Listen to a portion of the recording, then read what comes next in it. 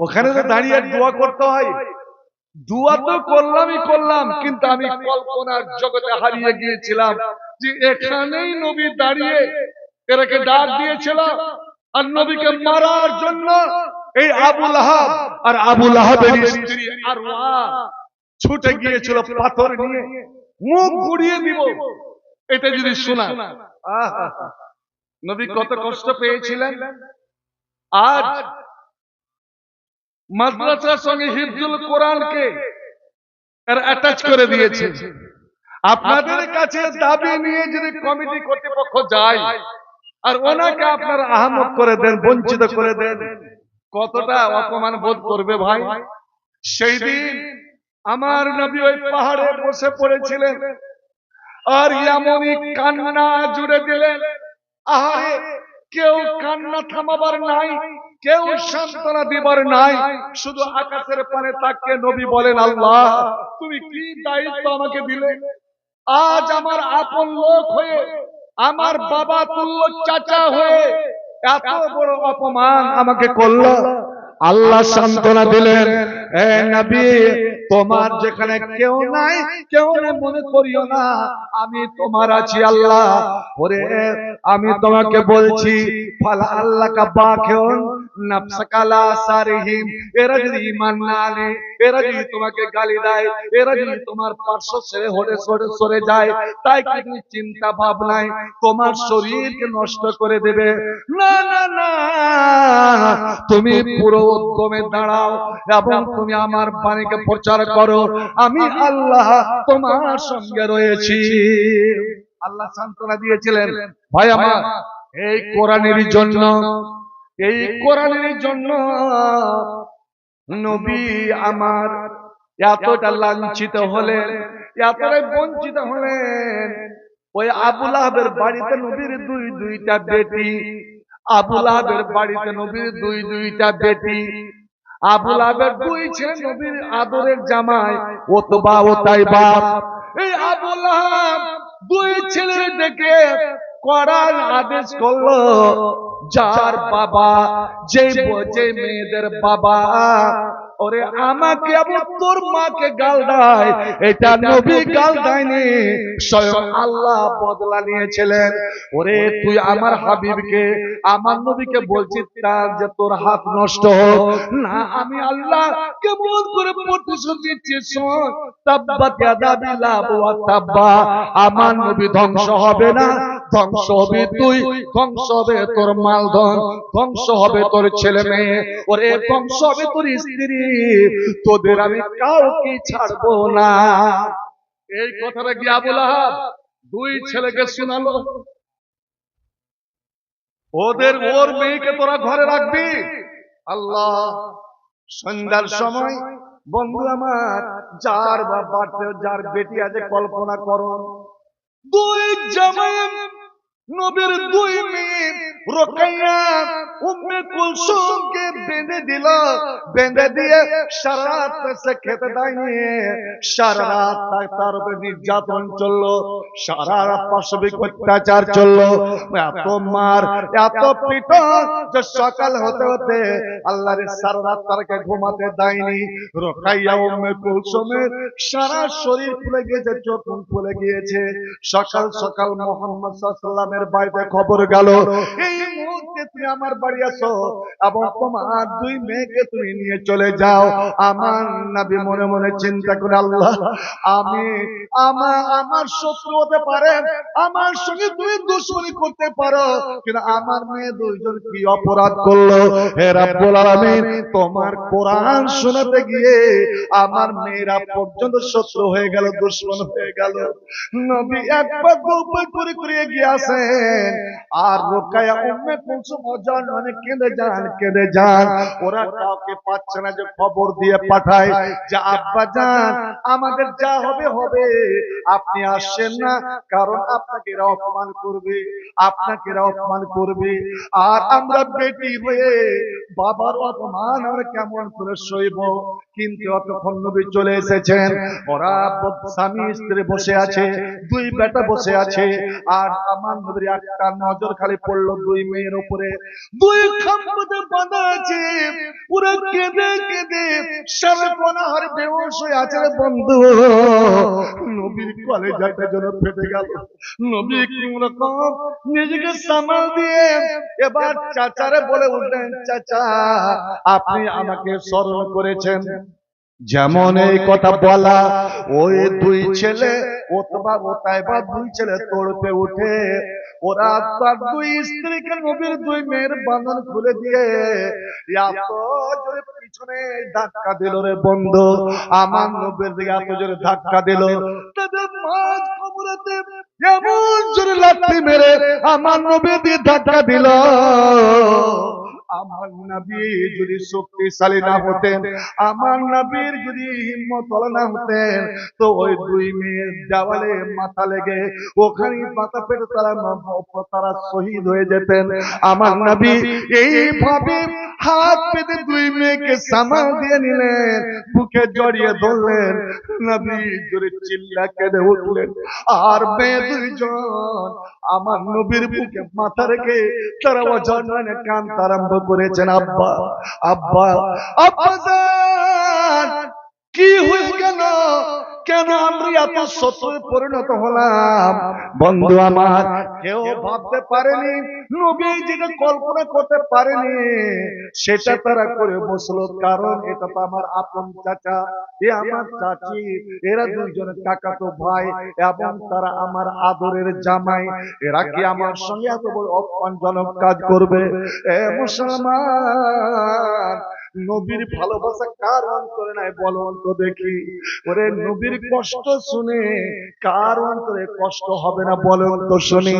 শুনে রাখুন, আপনার কত নবী জীবিত নাই, নবী তার কবরে শুয়ে আছেন, কিন্তু যখনই ঘটনা শুনবেন যে আমার নবীর পায়ে একটা কাঁটা লেগেছে, আমার নবীর শরীরে একটা ওজট লেগেছে, আমার নবীর শরীরে একটা পাথরের আঘাত লেগেছে, আর আমার নবী আহ শব্দ বের করেছেন, ওই আহা শব্দটা যদি আপনি অন্তরে একটু ব্যথা অনুভব না করেন, তো আমার নয় বলছেন, ওরে রানীনগরের ছেলে মেয়েরা, তোরা মুমিন হতে পারবি না, মুমিন হতে পারবি না, আমার ভালোবাসা তোরা নিতে পারবি না, আর আমার ভালোবাসা না নিতে পারলে তোদের জন্য জান্নাত যাওয়া দুরূহ ব্যাপার হয়ে যাবে। অতক্ষণ তোরা পর্যন্ত জান্নাত নাই যতক্ষণ আমাকে নিজের জীবনের চেয়ে প্রাণের চেয়ে তোরা ভালো না বাঁচবে রে, নিজের বাবা মার চেয়ে ভালো না বাঁচতে পারবে, ওরে দুনিয়ার সমস্ত কিছুতে ভালো না বাঁচতে পারবে, ততক্ষণ পর্যন্ত তোরাকে মুমিন বলা যাবে না, আর মুমিন না হলে তার জান্নাত খানা নাই। নবী খুব ছেড়ে কেঁদে উঠেছেন। দুই মেয়ে আজ দুজনকেই তালাক দিয়ে নবীকে শরীরে ধাক্কা দিয়ে ফেলে দিচ্ছে, নবী বুকে জড়িয়ে ধরছেন, মেয়ে দুজন কেঁদে যাচ্ছে আমার নবীর বুকে। মা হারা মেয়ে, মা হারা মেয়ে বাবার বুকে মাথা গুজে তারা কাঁদছে। এমন সময় জামাই ওতবা, জামাই যে কত পেয়ারা শ্বশুর শাশুড়ি জানে, সেই জামাই এই দুষ্ট দুরাচার মালাউন তার বাপ মাকে খুশি করার জন্য, ভাই আমার নবীর নূরানি চেহারা, চাঁদ মুখ চেহারা, বলা হয় আল্লাহর নবী যখন এইভাবে কাউরি দিকে তাকাতেন তো মনে হতো এটা মুখ নয়, এটা যেন 14 তারিখের চাঁদ আর আকাশের জ্বলন্ত সূর্য। একবার জোরে বলুন সুবহানাল্লাহ সাল্লাল্লাহু আলাইহি ওয়াসাল্লাম। এই জন্যই তো নবীকে এক নজর দেখার জন্য লোকেরা দূর দূরান্ত থেকে ছুটে আসতো। পিয়াসা, খুব পিপাসা লেগেছে, ওরা ছুটে আসছে পানির জন্য, আর নবী যদি এক গ্লাস পানি নিয়ে এগিয়ে গেছে, নবীর চেহারার দিকে, নবীর মুখমণ্ডলে, নবীর কপালের উপরে যদি চোখ পড়ে গেছে তো তিরছাই দূর হয়ে গেছে, পানি নিতেই ভুলে গেছে। একবার সুবহানাল্লাহ বলা যাবে না? আজ নবীর হাদিস শুনে, নবী তো মজুদ আছে হাদিসের মধ্যে, নবী আমার উপস্থিত আছে কোরআনের মধ্যে, আমরা এই ভালোবাসা দিতে পারবো কি? আহা সালাম বন্ধু আমার, ওরে নবীর মুখের থুথু নবীর মুখের লালা, নবীর শরীরের ঘাম যেটা মিসকে আম্বারের থেকে সেন্টওয়ালা, কোনদিন নবীর মুখের ফটো, নবীর মুখের লালা জমিনে পড়তো না, সাহাবারা হাতে লুপে নিতেন। কেউ যদি শরীর মেখে নিতেন, সুবহানাল্লাহ, যতই গোসল করুক না কেন 8 দিন তার শরীর থেকে আতরের মহক দূর হতো না। সুবহানাল্লাহ। ভাইরে আমার, ওকে বলা হতো তুমি নবীর থুতু, নবীর ঘাম শরীরে মাখো কেন হে? ওরা বলতো, আর একটা কথা বলতো, ভাইরে আমি নবীর মাথা, নবীর শরীরের ঘাম, নবীর মুখের লালা, নবীর মুখের থুতু আমার শরীরে এই জন্য মাখলাম যে নবীর শরীরের কোন জিনিস যদি কোন মানুষের শরীর লেগে যায় তো ওই শরীর কোনদিন জাহান্নামে যাবে না। তুমি কোন বাগানের ফুল, কোন বাগানের ফুল গো তুমি, ইসলাম ধর্মের মূল, সকল নবী হইতে সৃষ্ট আমার আখেরি রাসূল, তুমি কোন বাগানের ফুল। আল্লাহু আকবার। সেই দুষ্ট দুরাচার আমার নবীর নূরানি চেহারায়, চাঁদ মুখ চেহারায়, যেই চেহারার দিকে জিবরিল আমিন ফেরেশতাদের সর্দার তাকিয়ে থাকতেন, আর আল্লাহ যেই নবীর চেহারার দিকে মোহাব্বতের নজরে কেউ যদি একবার দেখে তো ওর জন্য জাহান্নাম হারাম হয়ে যায়। আর এই আবু লাহাবের বেটা, নবীর কাকাতো ভাই, নবীর জামাই, এই কোরআনের জন্য এতই বড় দুশমন যে দুই বেটি নবীর বুক জড়িয়ে ধরে আছে, আর তাদের সামনে মুখ ভরা না পাক ছুব নিয়ে, থুথু নিয়ে নবীর চেহারার দিকে চালিয়ে দিল। একবার পড়ুন নাউজুবিল্লাহ, সুবহানাল্লাহ। মাশাআল্লাহ। নবী এইভাবে যদি মাথা নিচে না করে নিতেন তাহলে ওর উদ্দেশ্য ছিল যে আমরা একটা আনন্দ পাবো, চেহারাতে যখন ছুব লেগে যাবে, অপমান হবে, আমরা হ্যাঁ হ্যাঁ করে হাসবো, আনন্দ নিব।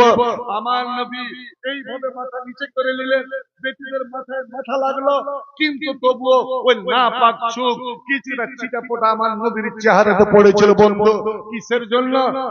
যুব সমাজ আজ ফ্রি ফায়ার পাবজি নিয়ে ব্যস্ত, আর তুমি বিশ্বের দিকে তাকিয়ে দেখো আজ তোমার মুসলমানের অবস্থাটা কি। আল্লাহু আকবার। আবু লাহাব মুচকে মুচকে হাসে, ইয়াতিম ভাতিজার অপমান দেখে মুচকে মুচকে হাসে, চাচি আল্লাহ মুচকে মুচকে হাসে, বেটি দুইজনে বুক ফেটে আরো জোরে কান্না বেরিয়ে এলো। আল্লাহ, এ কি আমাদের ভাগ্য, এ কি আমাদের নসিব, যা আমাদের কারণে আমার আব্বা জানরে এত অপমান হতে হলো। বন্ধুরে আমার, আমার নবী এই জ্বালা সইতে পারলেন না, আমার নবী এই কষ্ট সইতে পারলেন না, আমার নবী এই অপমান বরদাস্ত করতে পারলেন না। রহমতের নবী হয়েও জীবনে কারোর অভিশাপ করেননি, কিন্তু নিজের লোক, আপন লোকের সামনে এত বড় যখন অপমান, আল্লাহ কার কাছে অভিযোগ করবো? কেউ তো আমার নাই অভিযোগ শোনার, এই অভিযোগ শোনার তো কেউ নাই দুনিয়াতে আমার, সবাই তো আমার শত্রু। হে রব্বুল আলামিন, তুমি আছো। এবার আমার নবী চট করে দুই হাত উঠালেন, দুটো হাত উঠালেন, আর যেমন হাত উঠা ওই আবু লাহাব বুঝে নিয়েছে যে মুহাম্মদ আমার দুই বেটার জন্য বদদুয়া করবে, অভিশাপ দেবে। ওকে নবী বলে মানত না, কিন্তু আবু লাহাব, আবু জেহেল, বড় বড় কাফের যেটা বিশ্বাস ছিল যে মুহাম্মদের মুখ দিয়ে যেটা দোয়া বের হয়ে যাবে ওরা অবশ্যই সেটা হবে রে হবে, এই দোয়াকে কেউ রুখতে পারবে না। এবার যেমন নবী হাত উঠিয়ে ঠোঁট দুটো লড়ে উঠেছে, আবু লাহাব করেছে কি, দৌড়িয়ে গিয়ে লাফিয়ে গিয়ে দুই বেটাকে মাটিতে ফেলে দিয়ে, উপরাপরি করে ফেলে দিয়ে ওদের উপরে উচ্চেপে বসলো, উঁচুয়ে গেল। কেন জানেন? আরবের লোকের বিশ্বাস ছিল কেউ যদি কাউরি যেন বদদুয়া করে আর বদদুয়া বের হওয়ার আগে ও যদি মাটিতে শুয়ে যেতে পারে না, তো দুয়াটা মাটি ছুঁবে না, বন্দুকের গুলির মতন উপর দিয়ে উড়ে যাবে। ওরে নালায়েক রে, তুই জানিস না নবী মুস্তাজাবুদ দাওয়া, আমার হাবিব আদমের নবী, নূহ নবীর নবী, ঈসা নবীর নবী, মুসা নবীর নবী, 1,24,000 নবীর তিনি ইমাম এবং ৭০,000 ফেরেশতার ইমাম, যার পিছনে ৭০,000 ফেরেশতা নামাজ পড়ে, তার বদদুয়া তুই বেটাকে মাটিতে শুইয়ে রুকে নিবি, 7 তাবাক জমিন ফেড়ে চলে যাবে। নবী আমার চোখ দিয়ে ঝরঝর করে পানি ঝরছে, কান্না ভিজা কণ্ঠে নবীর মুখ দিয়ে একটাই দোয়া বের হলো, আল্লাহুম্মা সাল্লি আলাইয়া কালবান মিন কালামিকা। আল্লাহ, আমি কোন মানুষের কাছে সাহায্য চাই না, রব্বুল আলামিন গো, তোমার জগতে তোমার বন জঙ্গলে অনেক রকমের বাঘ আছে, আল্লাহ তোমার পোশাক কুকুর আছে, এ রব্বুল আলামিন ও যে মুখে আমার চেহারাতে আজ থুতু চালালো, আল্লাহ ওই মুখে ওই গলা তোমার বন জঙ্গলের কুকুর দ্বারা তুমি কাটিয়ে দাও। ভাই, আমার বলার উদ্দেশ্য, এই অপমান কিসের জন্য? এই কোরআনের জন্য। আর সেই কোরআনকে সংরক্ষণ করার দায়িত্ব নিয়েছেন আপনারা। আল্লাহ সুযোগ দিয়েছেন, একবার আর একবার মন করে বলেন আলহামদুলিল্লাহ। আবু বকর, কোরআন এমন একটা কিতাব, কোরআনের সুর এমনই মিষ্টি।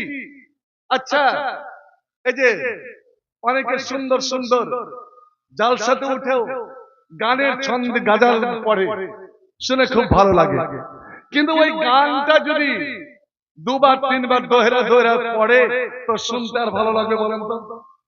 আর ইমাম যতদিন থেকে নামাজ পড়ছেন, আমারে না চুল দাড়ি পেকে গেল, ইমামের পেছনে সূরা ফাতিহা শুনে আসছে, মনটা খারাপ হয়ে যায়, ইমাম এই সূরাটা বাদ দিয়ে অন্য সূরা পড়তে হয়েছে মনে কি?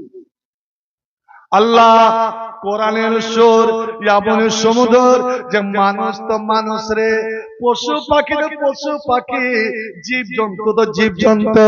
হযরতে দাউদ যখন আল্লাহর কোরআন জাবুর পড়তেন, আল্লাহ আল্লাহ আল্লাহ বলতেন, পাখি আর উড়িস না, বসে যা, ও তায়র মাসুরা, পাখি কোরআনের সুরে পাগল হয়ে দানা ঝাপতে ঝাপতে নাচতে আরম্ভ করে দিত।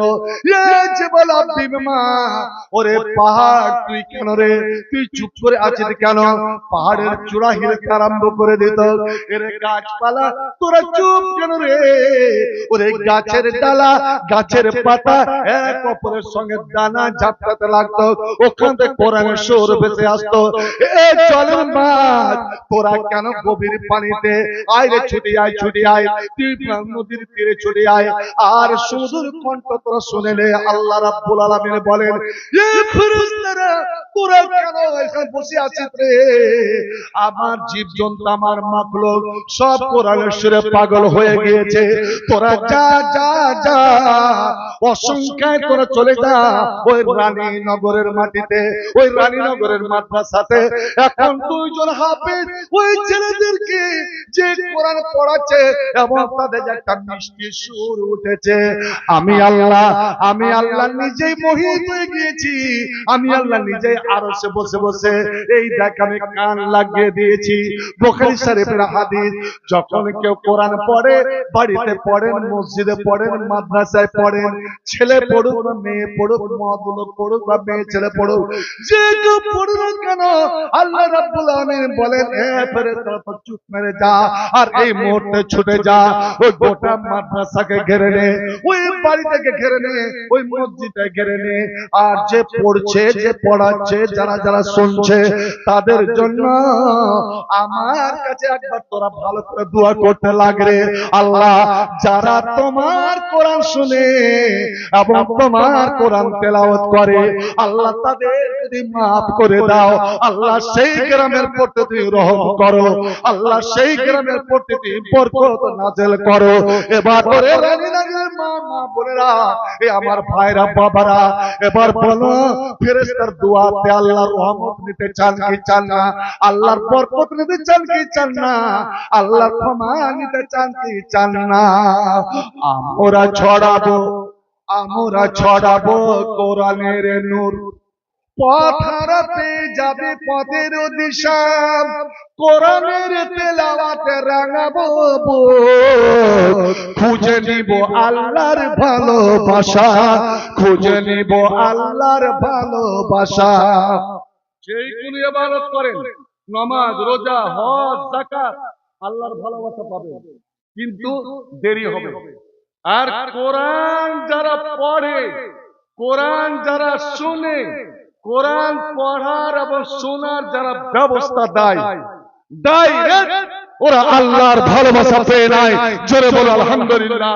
কারণ আল্লাহ নিজে বলেন হাদিসে কুদসি, তোরা দোয়া কর বা না কর, তোরা আমার কাছে কিছু চা বা না চা, তোরা আমার কালামকে ধরে রেখেছিস, আমার কোরআনের খিদমত কেমন করে হবে তাই তোরা নিজেকে নিয়োজিত করে দিয়েছিস। আমি আল্লাহ জানি, আমি অন্তর্যামী, তোর মনের ব্যথা বেদনা কি আছে, তুই চাহা বা না চাহা, বিনা চাহাতে আমি তোমার জীবনের সব আশা আকাঙ্ক্ষা পুরা করে দিলাম। একবার জোরে বলা যাবে আলহামদুলিল্লাহ। আমরা ছড়াবো, একটু গরম পানি দিতে পারবেন?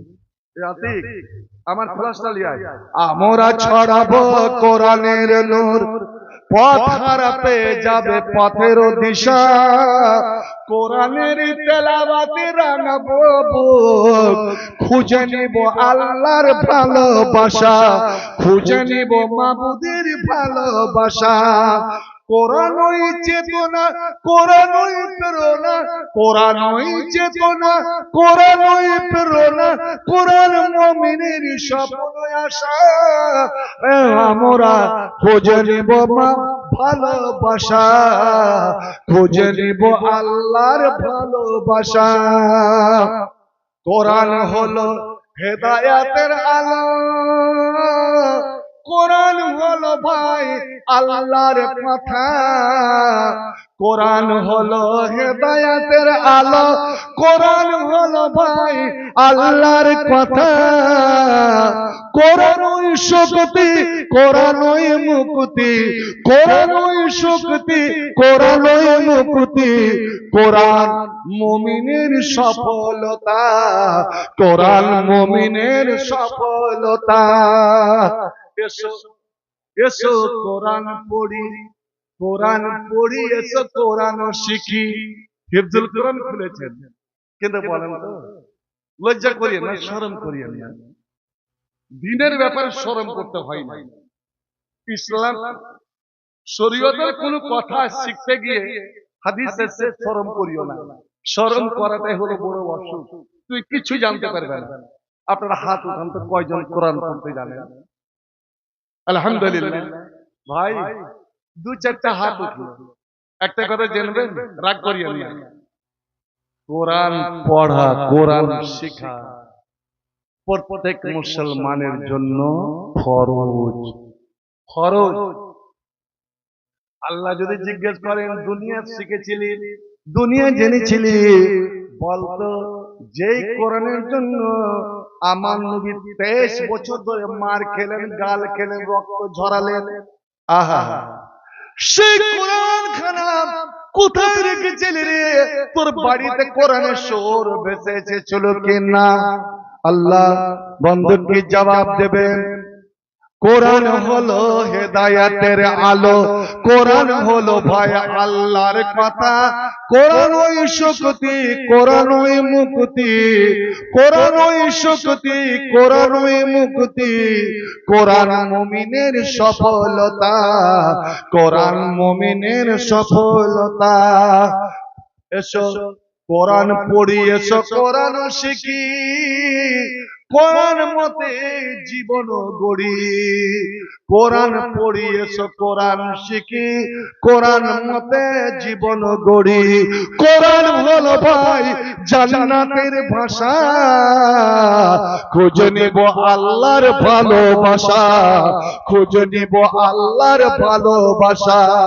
আমরা ছড়াবো কোরআনের নূর, পথ হারা পেয়ে যাবে পথের দিশা, কোরআনের তেলাওয়াতে রাঙাবো বুক, খুঁজে নিব মাবুদের ভালোবাসা, খুঁজে নিব মাবুদের ভালোবাসা। এরে রাজনগরের মুমিন মুসলমানেরা, তোমাদের মর্যাদার জন্য, তোমাদের ইজ্জতের জন্য, তোমাদের সম্মানের জন্য, এই সম্মান আল্লাহর পক্ষ থেকে এটাই যথেষ্ট। যে আপনাকে যদি কেউ বলে মাদ্রাসার সঙ্গে কেন হিফজুল কোরআনকে অ্যাটাচ করলে, আপনি একদম নির্দ্বিধায় উত্তরটা দেবেন এই জন্য যে কোরআন হলো জান্নাতের ভাষা। ওরে জান্নাতের মধ্যে অন্য কোনো ভাষা চলবে না। যখন মানুষ মরে গেল, কবর থেকে এই কোরআনের ভাষা শুরু হয়ে গেল। ওরে ফেরেশতারা তো বাংলা ইংরেজিতে জিজ্ঞেস করবে না, এই কোরআনের ভাষায় জিজ্ঞেস করবে। আর চারটে কয়টা কবরে প্রশ্ন হবে ভাই? কবরে কয়টা প্রশ্ন হবে? উত্তর দেন কয়টা? তিনটা নয়, চারটা। চারটা। তোমার রব কে, তোমার দিন কি, এই লোকটাকে চিনতে পারছো যে তোমাদের মধ্যে গেছিল? আপনি বলে হ্যাঁ চিনলাম। এবার আল্লাহ বললেন, এবার জিজ্ঞেস করবে তুই কেমন করে জানলি?